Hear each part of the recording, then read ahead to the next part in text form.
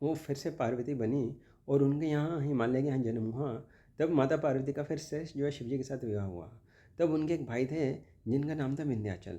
विंध्याचल को जो है हिमालय से ईर्ष्या होगी कि इनको इतने अच्छे से जो है दामाद मिले हैं। तब विंध्याचल ने जो है वो हज़ारों साल तक तपस्या की, ब्रह्मा जी से वर मांगा कि मुझे कोई ऐसा दामाद प्राप्त हो जिनकी जो है शिव जी जो है स्वयं से उनकी सेवा करें।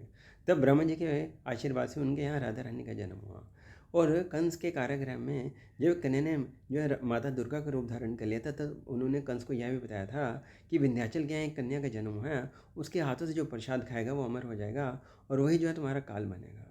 तब कंस ने जो है पूतना को यह कहा था कि तुम सर्वप्रथम विंध्याचल के यहाँ जाना, उसके यहाँ जो कन्या का वध करना, फिर तुम बाद में जाकर के ब्रज में जाना।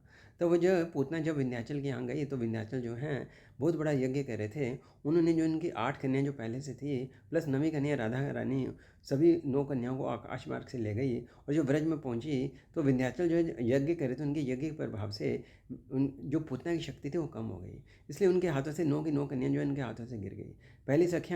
पहली सखी विशाखा, सखी ललिता, सखी आदि जो 9वीं कन्या जो राधा रानी थी वो जो है यमुना नदी में आकर के गिरी। एक समय की बात है, इस चंद्रवंश में एक धर्मवीर नाम के एक राजा हुए हैं जिनके यहाँ कोई संतान नहीं थी। उन्होंने जो 13 साल तक जो शिव जी की उपासना की और शिव जी के आशीर्वाद से उनके एक पुत्र की प्राप्ति हुई जिनका नाम था महेश भानु।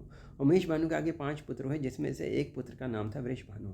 उनका जो है माता कीर्तिदा जी के साथ विवाह हुआ। एक बार माता कीर्तिदा जी जो हैं अपनी सखियों के साथ यमुना जी में स्नान करी थी। उनकी सखियाँ जो है भगवान से प्रार्थना करती हैं कि जो है माता कीर्तिदा जी के यहाँ कोई पुत्री नहीं, इनको कोई पुत्री की प्राप्ति हो जाए।